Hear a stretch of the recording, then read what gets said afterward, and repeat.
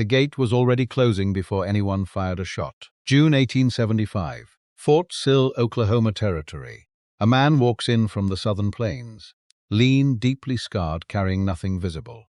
His name is Quanah Parker, son of a Comanche ward chief and a white woman taken captive as a child, raised on horseback across the most contested land on the continent.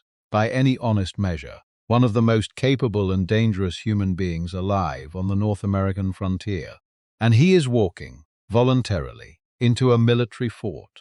If you know anything at all about the Comanche, you already understand why this moment should be impossible. The Spanish Empire spent 150 years attempting to bring Comancheria to heel. They failed repeatedly, comprehensively, in ways that restructured their entire strategy for the American Southwest.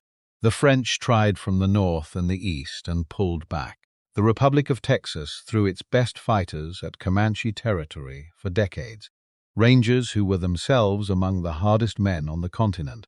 And the result was not victory but an exhausted, grudging, bone-deep respect. The United States Army, fresh off burning the Confederacy into submission, rode out onto the southern plains and lost engagement after engagement to warriors on horseback who seemed to materialize out of the grass, strike with devastating precision, and dissolve back into the terrain before any organized pursuit could be mounted.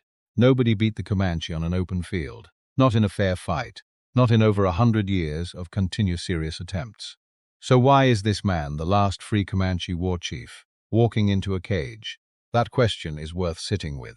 Because the answer that most textbooks provide, military defeat, superior force, the inevitable march of American expansion, is not wrong in every detail, but it is wrong about what actually happened.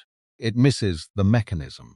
It buries the method under language that makes it sound inevitable and almost natural, when what it actually was is something else entirely, something more deliberate, something with a colder name. The surrender at Fort Sill was not the conclusion of a military campaign. It was the final visible consequence of a strategy that had been systematically dismantling everything worth defending for years before Quanah Parker took a single step toward that gate. By the time he walked through it, the real weapon had already done most of its work. The Comanche did not rise to dominance through accident or geography alone. They built it, deliberately, over generations, through one of the most sophisticated processes of military and economic adaptation in the history of the Great Plains. The horse arrived in the Southwest in the late 1600s, filtering north from Spanish colonial stock after the Pueblo Revolt of 1680. Most Plains peoples incorporated the horse into their existing ways of life. The Comanche did something different. They reorganized their entire civilization around it. The horse did not become a tool they used. It became the center of their world, their economy, their social structure, their military doctrine, their spiritual life, and they pursued mastery of it with an intensity and totality that produced something qualitatively different from what other nations achieved. A Comanche warrior in the early 1800s was not simply a capable horseman. He was something that observers from every surrounding culture struggled to describe in language that didn't sound like exaggeration. The ability to ride at full combat speed hanging from the side of a horse, body parallel to the ground, using the animal as a moving shield, firing arrows with lethal accuracy from underneath the horse's neck. This was not a trick. It was a trained military skill, refined across childhood, drilled constantly, deployed in combat against enemies who had no framework for countering it. Texas Rangers wrote letters home about Comanche raids that do not read like soldiers' assessments of an enemy. They read like men who saw something that didn't quite fit their categories for what a mounted warrior was supposed to be capable of. And behind that military capability was an empire, a real one, not the loose, informal arrangement that the word tribe suggests. Comancheria, 240,000 square miles of territory, stretching across what is now Texas, New Mexico, Oklahoma, Colorado, and Kansas. Territory that was not contested in any meaningful sense. it was governed, defended, enforced. The Comanche ran sophisticated trade networks, negotiated formal diplomatic arrangements with neighboring peoples, and maintained borders that the surrounding colonial empires had spent decades learning to treat as real. The Spanish adjusted their entire colonial strategy around avoiding direct confrontation with the Comanche. Mexico absorbed decades of raids into its northern territories and never found an adequate response. At their peak, the Comanche were not a people under any kind of serious pressure. They were the pressure. Every other power in the region built its plans around what the Comanche would allow, which makes it all the more significant that by the late 1860s, the United States military was in a position it found deeply uncomfortable. Quietly, stubbornly, expensively losing a war it had publicly declared its intention to win. The pattern was relentless. Expedition after expedition onto the southern plains returned with the same account. Contact made, the Comanche struck with speed and accuracy that left the army's formations struggling to respond, and then they vanished. They moved across that terrain at a pace that no organized cavalry pursuit could match. Their knowledge of the land was not merely learned. It was generational, passed down through lived experience, across centuries, embedded into the way they thought and made decisions and moved through space. The open plains that exposed American cavalry to the elements and to disorientation were, for the Comanche, a home they understood at a level the army simply did not have access to. General Philip Sheridan, commanding the army's campaigns against the Plains nations, was not a man who processed this situation with sentiment. He was a product of the Civil War's harshest schools.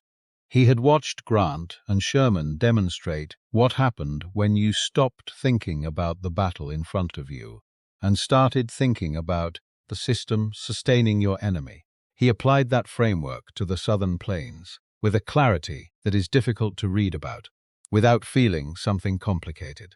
You cannot shoot a ghost on horseback. He understood that. Every conventional military operation was producing conventional military results, which meant nothing durable, because the Comanche didn't need to hold ground. They needed to move. Mobility was the foundation of everything they were. Take away the mobility and the military capability collapses. Take away the military capability and the people are left with nothing to defend themselves with. The question then became, what produces the mobility? The horses, and what sustains the horses, and the warriors who ride them, and the families who follow them, and the entire civilization that moves across the open plains in search of what it needs. The bison. Whatever image the phrase "the southern bison herd" produces in your mind, it is probably not large enough. Not larger, wrong in kind. These were not animals spread thinly across a landscape. These were concentrations of life so dense that travelers reported riding into the edge of a herd and being still inside it 3 days late without ever reaching its far side.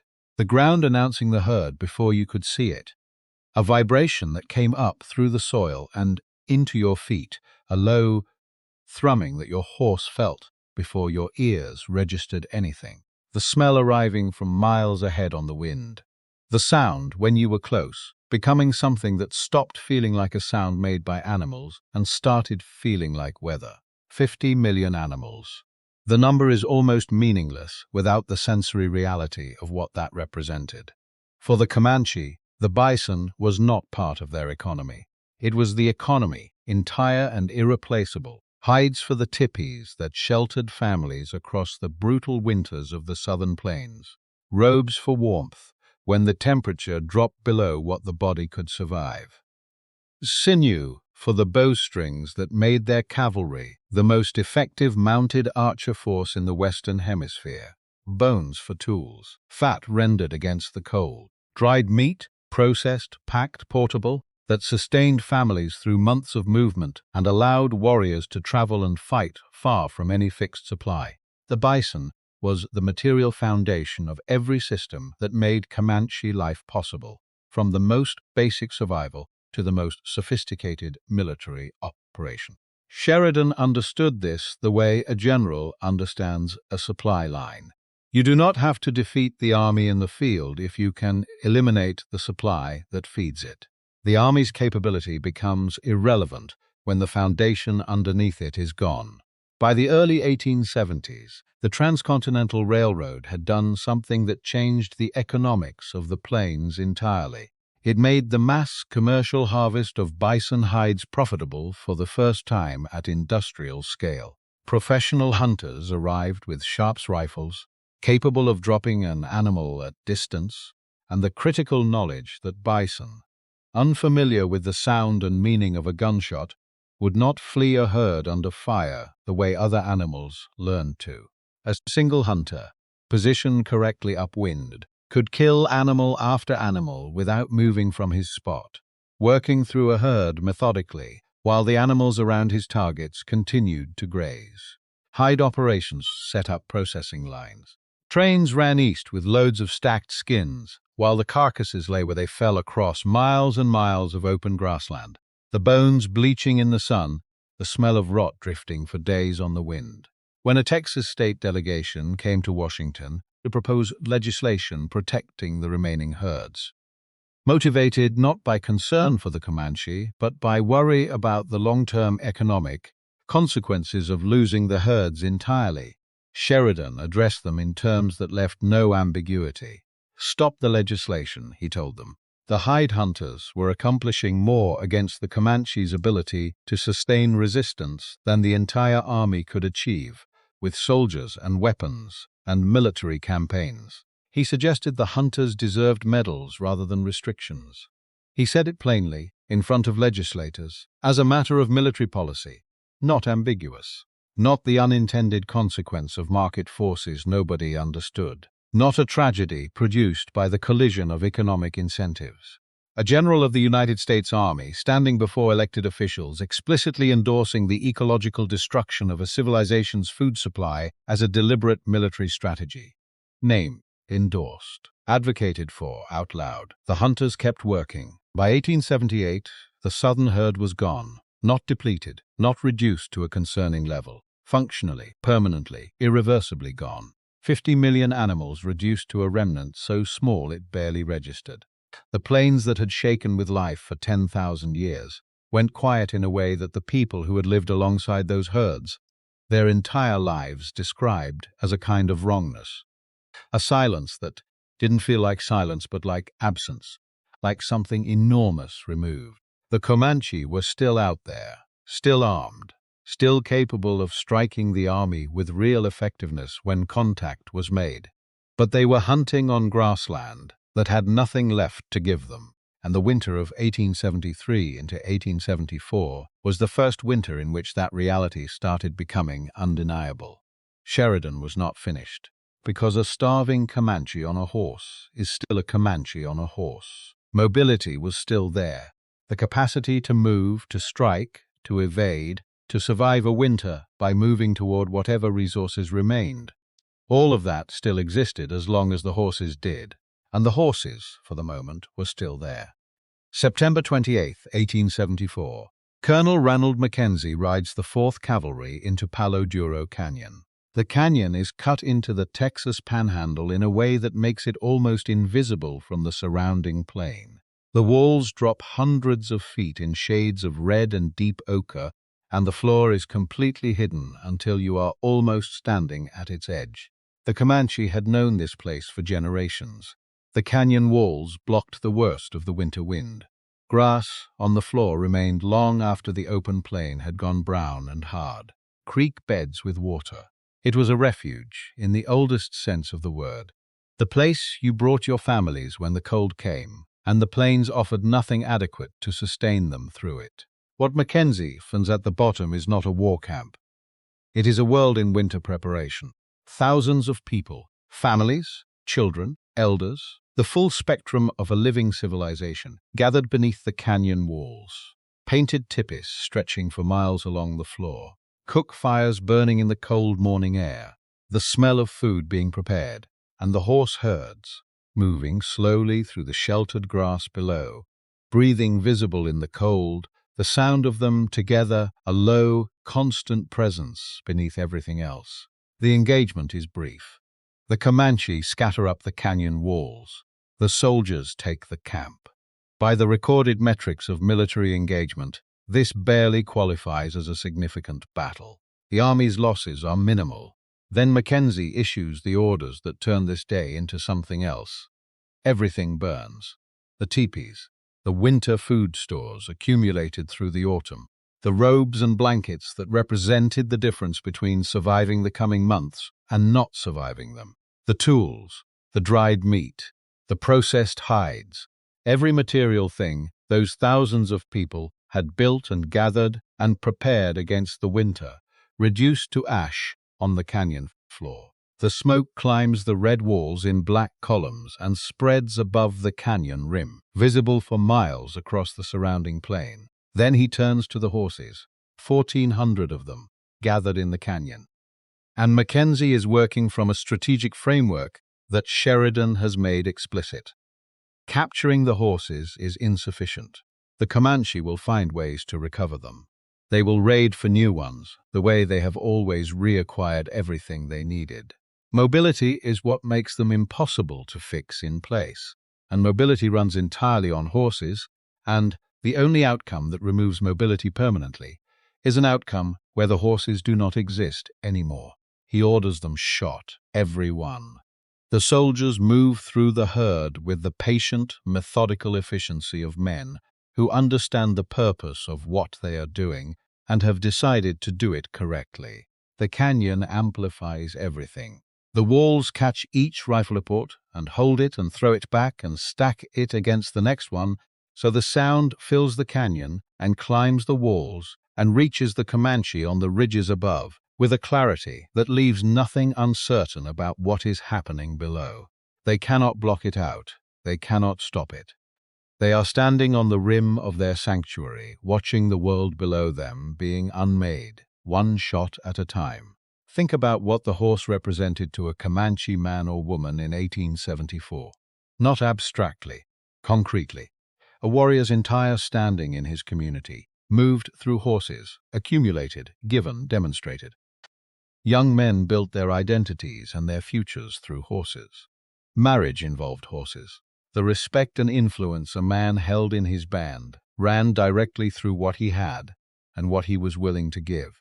The social architecture of every Comanche community was organized around the horse in ways that went past economy and into how a person understood their own worth and place in the world. It was identity made tangible in an animal that breathed and moved and cost real effort to acquire and maintain. In the canyon below, the sound does not stop. Then the wind shifts and the smell reaches the ridges. The iron smell of blood mixing with the cold air and the dust of the canyon floor. And the Comanche, standing on those walls, understand something in that moment with a precision that goes past military analysis and into something older and more fundamental. This is not battle. This is not even defeat in any traditional sense. This is a message, delivered in a language designed to reach past rational response. We are not trying to beat you. We are trying to make the world you live in stop existing. We will keep going until there is nothing underneath you that your life requires, until the very conditions of your survival have been eliminated, until continuing is no longer a choice because there is no longer anything to continue with. 1,400 shots echoing off red stone, and then the canyon went quiet. The winter of 1874 into 1875 was not survivable in the way it needed to be. No bison, no winter stores, no horses. The southern plains in January are not a landscape that offers second chances. The cold arrives without warning and enforces itself, absolutely. Wind that finds every gap between the body and whatever covers it. Ground frozen past what can be dug or worked. And the Comanche bands, scattered from the canyon, separated from their refuge, stripped of the mobility that had always been the answer to any problem the land presented. Facing those months with children and elders and nothing that could adequately see them through, the bands came apart. Groups that had ridden together through years of campaigns and movement and shared history split in different directions, each following whatever thin possibility of survival the next morning suggested. Some moved toward Fort Sill, arriving in conditions that the soldiers at the gate described in their official reports with a clinical precision that, if you read it carefully, tells you more about what those soldiers saw walking toward them than any editorial commentary could. Some bands kept moving, some did not survive. Quanah Parker held out, not because he was irrational, not because he failed to understand the situation. He held out because he understood the situation exactly, and he understood what surrender meant. The reservation, a confined patch of Oklahoma dirt that would shrink year by year as federal policy found new justifications to reduce it.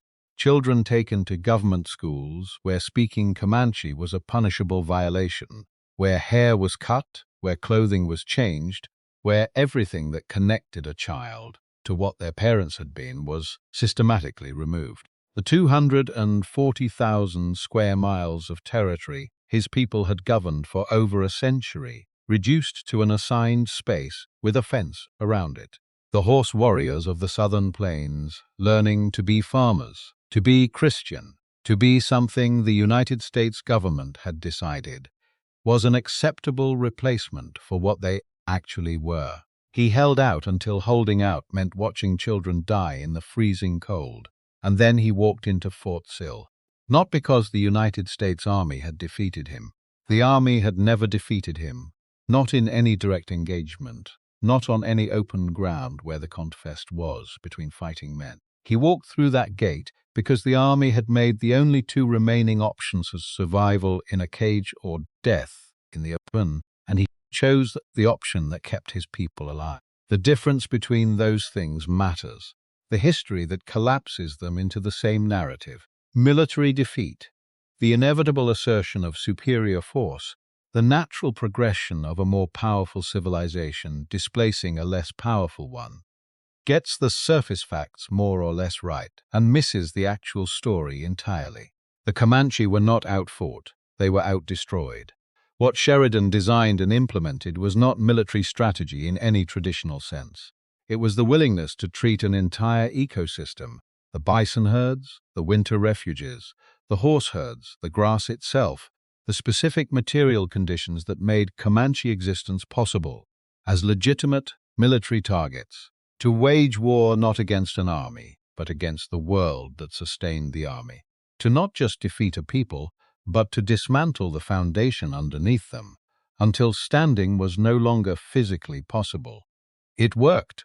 That is the part that doesn't resolve into a clean moral conclusion or a satisfying narrative arc. It worked completely and permanently. The southern bison herd never recovered to anything approaching what had been. The Comanche Empire never recovered. The children who grew up on the Fort Sill reservation grew up in a world so thoroughly and deliberately remade that the one their parents described must have felt like something from a country that had existed in a different century, which, in every way that mattered, it had. Quanah Parker lived until 1911. He adapted because he was too capable and too committed to his people's survival not to. He learned to navigate the reservation system with the same strategic intelligence he had once applied to the southern plains. He negotiated land leases with cattle ranchers. He built political connections with federal officials and used them to protect whatever remained of his people's interests. He met with presidents.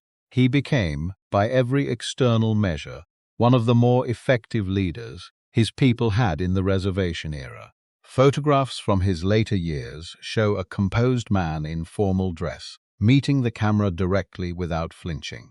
Look at those photographs carefully. Look at what sits behind his eyes in every one of them. The camera catches it even when it cannot name it. The expression of a man who knows, with complete and exact precision, what used to exist where he is sitting, what the plains smelled like before the bones, what the canyon sounded like before the rifle shots, what it felt like to ride across 240,000 square miles of territory, knowing that nothing alive on the continent could stop you, what it cost for all of that to become memory instead of life. The Comanche did not lose because they were weaker. They did not lose because their civilization was less sophisticated or their warriors less capable. The record on that question is unambiguous.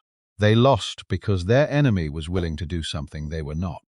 To cross a line that they had not imagined needed defending. To declare the bison herd's military target. To shoot horses in a canyon until the sound of it echoed off the walls and reached the people on the ridges and meant something beyond the physical death of animals. To destroy nature itself with deliberate intent in order to win a war that could not be won any other way. Every empire eventually encounters a force willing to cross whatever line it won't. The plains are quiet now, have been for a long time. What used to thunder across them is gone, and the silence that replaced it has a particular weight to it. The specific, unmistakable weight of something enormous that was not lost but removed. If you know what you're standing in the middle of, you can feel it.